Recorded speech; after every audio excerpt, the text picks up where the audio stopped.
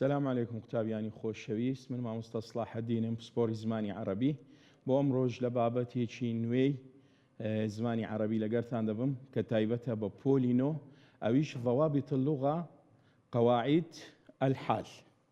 بزانین حال چییە خۆشەویستانم؟ سەرەتا تەماشا بکە ضوابط اللغة الحالمان هەیە. حال بەوە دەست پێ دەکەین سەرەتا جاء السەردار و باسی من، کتابتان لەکنە بە خۆتان تەماشا بکەن. جاء السەردار و باسی من، سەردار هات، حاڵەتی کوو بوو باسی من، دەم بە خەندە بوو، زەردەخەنە لە سەر لێوەکانی هەبوو. دووەم نووستی جاء السەردار و یەبتەسیم و ئەو جارە دەرێ سەردار هات پێدەکەنی، حاڵەتی وابوو پێدەکەنی. لە سێم جاء السردار والبسمة على شفتيه، سردار هات پێکەنین لەسەر لێوەکانیتی، زەردەخەنە لەسەر لێوەکانیتی.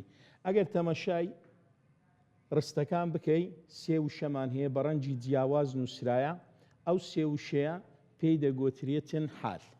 باسی من حالە، یەبتەسیم حالە، والبسمة على شفتيه حالە، حاڵەتی وایە.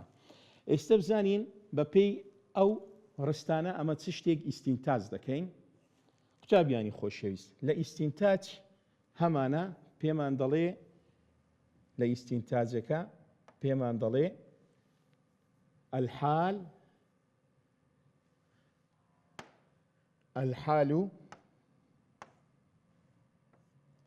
اسم نەکیرە. حال ئیسمێکی نەکیرەیە. باشە قوتابیان، ئیسمێکی نەکیرەیە. واتە چ نەکیرەیە؟ واتە غێر معرف بئەل، واتە ئەلف و لام لەسەر وشەی حال نایەت، دەبێ وشەیەک بی نەکیرە بی. نەکیرەیەک لە نیشانەکانی لە بۆ ناسینەوە ئەوەیە چ بیتن؟ ئێستا کەوابی ئەمە لێرە ئیسمە نەکیرەکە کو دەناسینەوە؟ ئەگەر مفرەد بی تەنوین لە کۆتایی دێتن. هەر ئیسمێک لە کۆتاییەکەی تەنوین هەبوو ئەوە دەبێتە ئیسمێکی نەکیرە. بەڵام ئەمە لێرە ئیشمان بەس بە تەنوینی فەتحەیە. لەبەرچی؟ لەبەرەوەی حال منسوبە.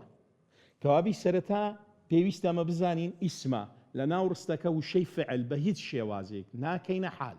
کە ڕستەیەکت لۆ دێتەوە لە نەسەشی خارجیش، قوتابیانی خۆشەویست، پرسیاری حال لێ دەکات لە دوای ئیسم دەگەڕی، لە دوای فعل ناگەڕی. و ئیسمەکەمان دەبی ئیسمێکی نەکیرە بی، واتە ئەلف و لام لە سەرەتای نەبێت. مشتق، وشەی مشتق یعنی وەرگیراو، مشتق وەرگیراوە، لە فعلێک وەرگیراوە دروست کراوە. سێم نقطە منصوب، دەبی حال ئیسمێکی منصوب بیتن.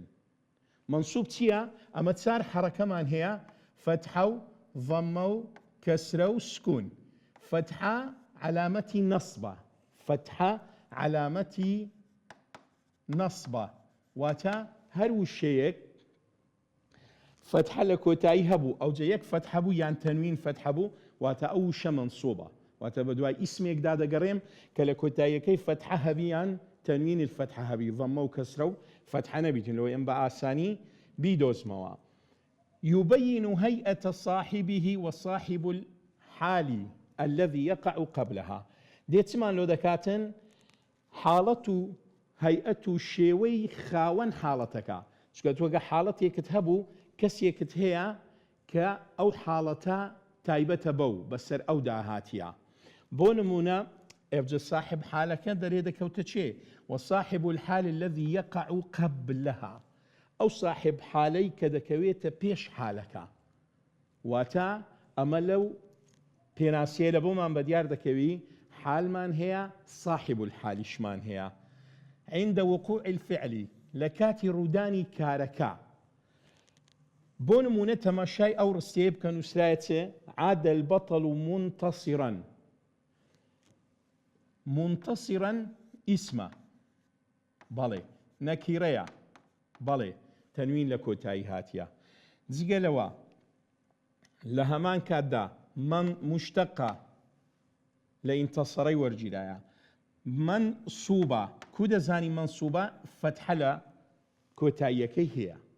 کەوابی وشي منتصرا دبيت حال صاحب الحالة كتشيا وشي بيشي ضري باڵەوانەکە گەڕاوە بە چه حاڵەتێک گەڕاوە دۆڕاو بوو یان سەرکەوتوو بوو کە دەرێتن پاڵەوانەکەمان گەڕاوە حاڵەتی وا بوو منتەسیرن سەرکەوتوو بوو بە سەرکەوتویی گەڕاوە لێرە لە بۆمان بە دیار دەکەویتن قوتابیانی خۆشەویست کە حال لە دوو ڕوکن پێک دێت دوو شتمان هەیە لە ناو ڕستەی حال یەکێکیان پێی دەگوترێت صاحب الحال خاوەنی حاڵەتەکە و ئەو حالەی بەسەری دادێ دووەمین الحال و دووەمین حالەکەیە یعنی لە ناو هەموو ڕستێک ئەم پێویستیم بە دوو شتە ئەمن ئەو دوو شتە و بناسمەوە ئەگەر دیقەت بدەی و تەمەشا بکە لەگەرە من قوتابیانی خۆشەویست هەموو کات صاحب الحال چ دەبێتن معریفە دەبێت صاحب الحال هەموو کاتێک معریفەیە معریفە واتە ناسراو ئەمە حاڵەتەکانی معریفەمان زۆرە بەڵام ئەوەی کە لێرە زیاتر ئیشمان پێیە ئەوەیە کە ئەلف و لام لە سەرەتای هەر وشەیەک هاتبوو ئەو وشەیە دەبیتە چ دەبیتە معریفە ئەگەر بگەڕێینەوە تەمەشای نمونونەکە بکەین ئەلبەتەڵ و ئەلف و لام لە سەرەتایاتیە کەوابی ئەو وشەیەکی چییە معریفەیە صاحب الحال دەبی معریفە بی ئەلف و ناوی هەبیتن یان ناوێک بیتن لە ناوی مرۆڤ کەسێک وەکو من و تۆ حاڵەتی تریشمان هەیە بۆ نمونە ضەمائیرەکان هو ئەنا نەحن ئەنتە ئەوانە هەموو دەبیتە چێ هەمووی دەبتە معریفە بە هەمان کاتدا ئیسم مەوسوڵ من الذي التي ئەوانەش معریفەیە ئیسم ئیشارەکان هذا هذه تا کۆتایی هەروەها ئیسم عەلەم کە ناوێکی تایبەتە و لۆ کەسێک دانرایە لە بۆنگۆ زیاتر ئەوە دێتن کە ئەلف و لامی لەسەر ئیسمە معریفەکە یاخود ناوێکە لە ناوی مرۆڤەکان و کەسەکان تەماشا بکە ئێستا ئەمە لێرە حال گوتمان دوو شێوازمان دوو ڕوکنمان هەیە قوتابیان یەکیان صاحب الحالە کە گوتمان دەبی معریفە بی و ئەلف و لامی هەبی ئەوەکەی تریان وەکو ناوی هەر یەکێک لە ئێمە ئیسم عەلەم کە لێرە زیاتر ئەو دووە بەکاردێتن و ئیلا ئەمە گوتمان ئەوانی تریشمان هەیە و ئەوانیش بەکاردێتن لێرە نووسرایە چ ظهر البدر کامیلا ئێستا لێرە کە تەماشای دەکەم ئەوە حالە لە دوای ئیسمێک هاتیە کە معریفەیە ئەلف و لام لە سەرەتای هەیە منسوبی شە لە بەرەوەی تەنوین فتحە لە کۆتایی هاتیە ڕەئەیت الطالبە باسی من حالەکەیە بەڵام طالب صاحب الحالە لۆ ئەلف و لام لە سەرەتای هاتیە گرینگە ئەلف و لامەکە تەمەشا بکە لێرە ئەلبەدر و ئەلف و لام هاتیە ڕەئەیت الطالبە باسی من ئەگەر ناوەکە بینین بۆ نمونە دەرێن ڕەئەیت سەردارە باسی من ئەو سەردارە ناوە و ئیسم عەلەمە و معریفەیە دەبێتە صاحب الحال باسی من حالەکەیە کەوابی صاحب الحال هەموو کاتێک معریفەیە خۆشەویستانم بە پێچەوانەی حالەکە ئەلف و لام لە سەرەتای دێ یان ئیسم عەلەمە ناوی کەسێکە تەماشای حال بکەین بزانین حال چییە خۆشەویستانم حال هەموو کاتێک نەکیڕەیە وەکو لە پێناسەکە گوتمان واتە ئەلف و لام لە سەرەتای نییە بە هیچ شێوازێک ئیسمێک ناکەمە حال ئەلف و لام لە سەرەتای هاتبی یان ناوی من و تو کەسێکی تربی واتە لە کۆتایی چ هەیە لە کۆتایی تەنوینمان هەیە یان یاونون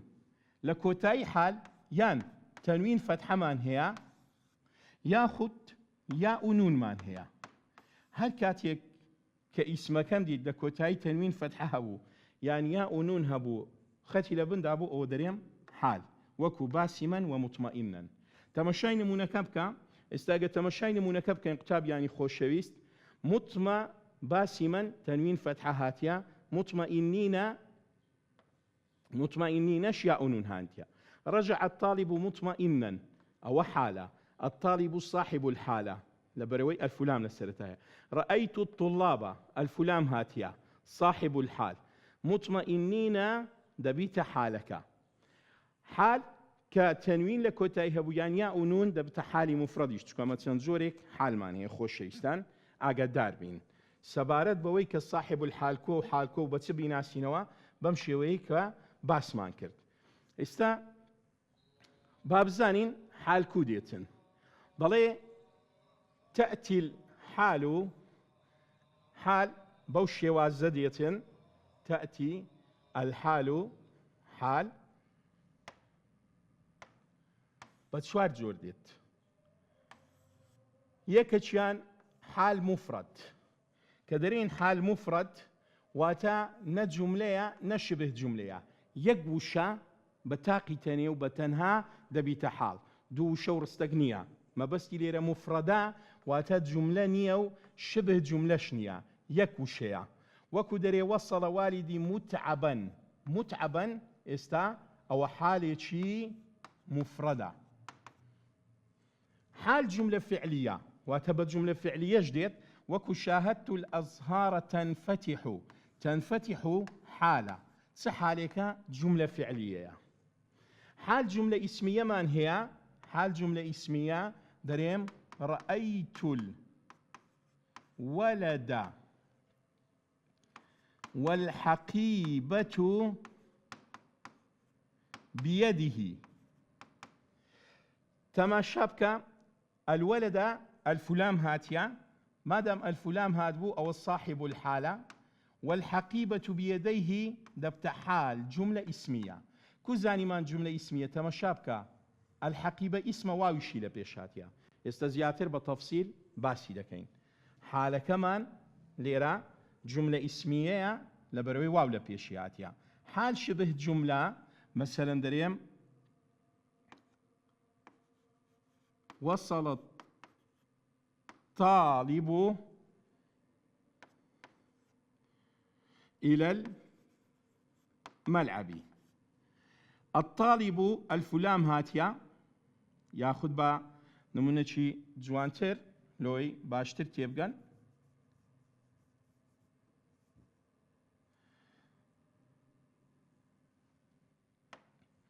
دارين رأيت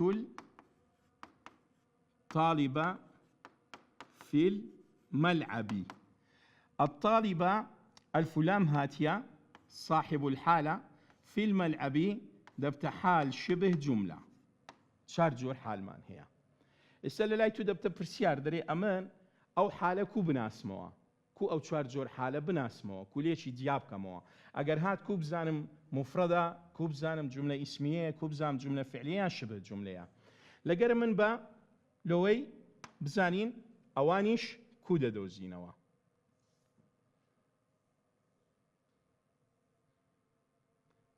چەند جۆر حالمانیە خۆشەویستانم چار دەڵێن ئەنواع الحالی ئەربعەتون چوار جۆر حالمان هەیە یەکیان کە لەوێ ئاماژەمان پێکرد حال مفرەدە خۆشەویستانم کو دەزانی حالەکەمان مفرەدە تەمەشا بکە ئەگەر حال یەک وشە بوو هەروەها لە کۆتاییەکەی تەنوین فەتحە یاخود یا و نون هەبوو دەبێتە حال مفرد واتە تو هەر ڕستەیەکت دیت نەوعی حالەکەی لێ داوا دەکردی گۆتی نەوعەکەی چییە دەبێت تو چار وەڵام بنووسی یان بنووسی حال مفرەدە یان حال جملە فعلیە یان حال جملە ئیسمیە یان حال شبه جملە تەماشا دەکەم ئێستا لەو نمونە رجع الطفل باكيا الطفل الفلام هاتيا أو دبت صاحب الحال باكيا حالة دري نوعكي تيا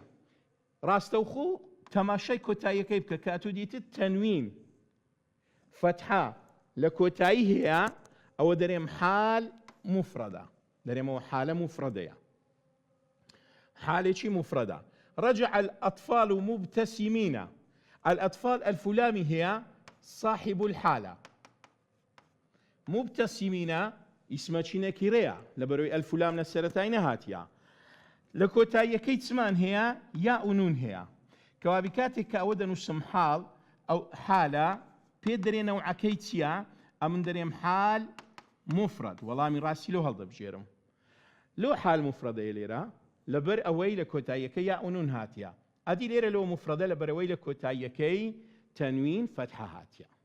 ئەوە حاڵەتی یەکەم لە جۆرەکانی حال کە گوتمان 4 جۆرمان هەیە.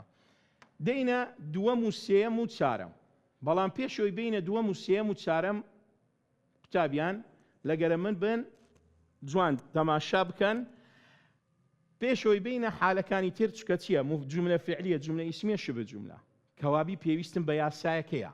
ملاحەزەکمان هەیە لە زمانی عەرەبی پێمان دەڵێتن الجمل بعد المعارف أحوال.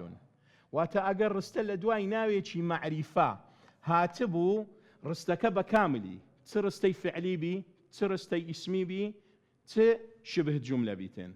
ڕستەی فعلی لۆ پێی دەگوترێ فعل، بە فعل دەست پێ دەکات، ئیسمی بە ئیسم دەست پێ دەکاتن، شبه جملەش بە ظەرف یان حرف جەر.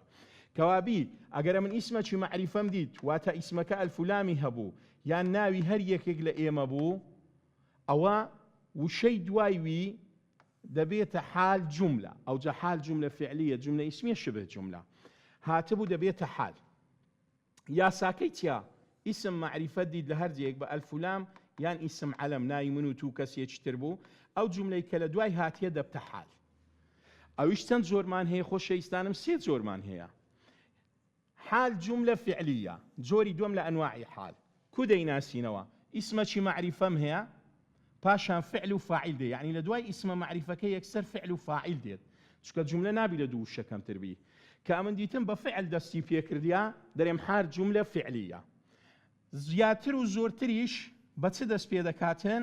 بە فعل مضارع، یعنی بە زۆری بە چ دێتن؟ ئەو فعلەمان زیاتر بە فعل مضارع دێت، فعل مضارع کە بە ئەنەیتو دەست پێ دەکات. ئەلف لە سەرەتا هەیە، نون یا تا، ئەوە حروفەکانی ئەنەیتووە لە کورسیەکان وەرتانگرتێ قوتابیان. بە فعل مضارع. ئەگەر لە دوای ئیسمێکی معریفە فعل و فاعل هاتبوو دەبێتە حال جملە فعلیە. ئێستا بۆ نمونە تەمەشای ئەو ڕستەیە بکە، دەیرێ ڕەئەیت الطفل یەبکی، ئەو الطفل الفلام هاتیە صاحب الحالة، يبكي فعل مضارعة. كوابي مادام لدو اسمك معرفة هاتية دبت حال. أما تازق وتمان جملة دبي دو شبيتن نابي يقو شبيتن أول ليرة ليم تيكراو نابي لقى مفردكي نخير ليه تيكراو نابي يكم شد يبكي فعلا بياء دستي بيكرديا أو جملة طواوة فعل وفاعل، فاعله ضمير مستتر تقديره هو. أتو ما قرأونا أو إبريا من الناس عن فاعل ضمير مستتر تقديره أو تمشي يبكي بك لكوتايكي تنوين فتحة من هي نخير، لكوتايكي يا ونون هي نخير.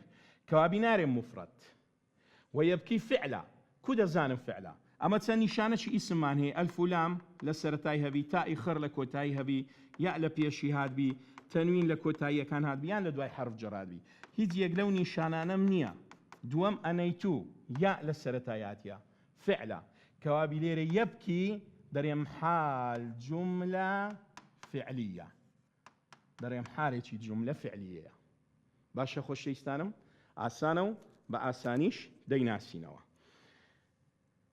دينا جوري دواتر كتيا حال جملة اسمية. تماشا بكن خوش يستانم.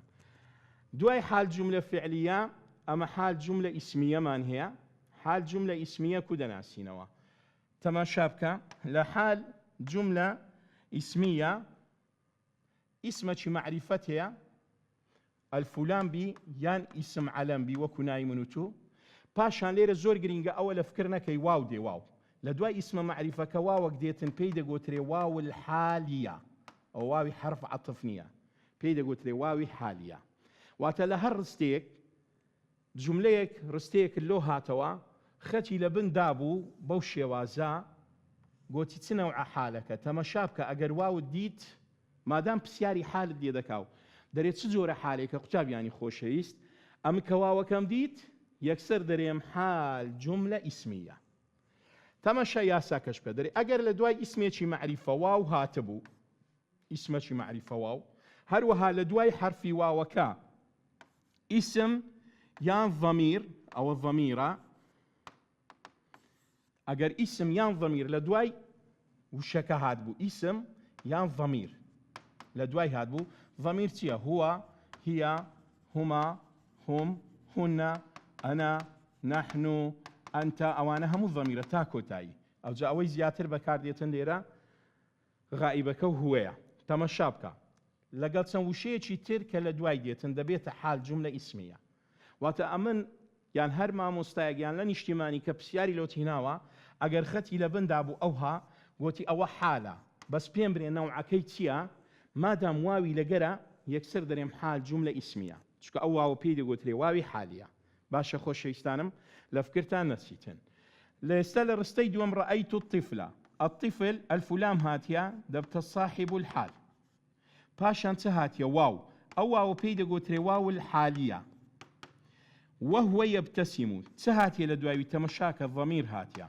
لێرە ئیسممان هەبوو البەسمە الفلام هاتیە و تائی خرج لە کۆتاییاتیەوانە نیشانە ئیسمە ئەمە هەر بە واوەکە یەکسەر دەزانینەوە بەڵام ضەمیری شاتیە ئەوە لەو حاڵەتەش کە دەرێم حال چییە دەرێم حال جوملە ئیسمیە باشە خۆشەویستانم لە فکرتان نەچی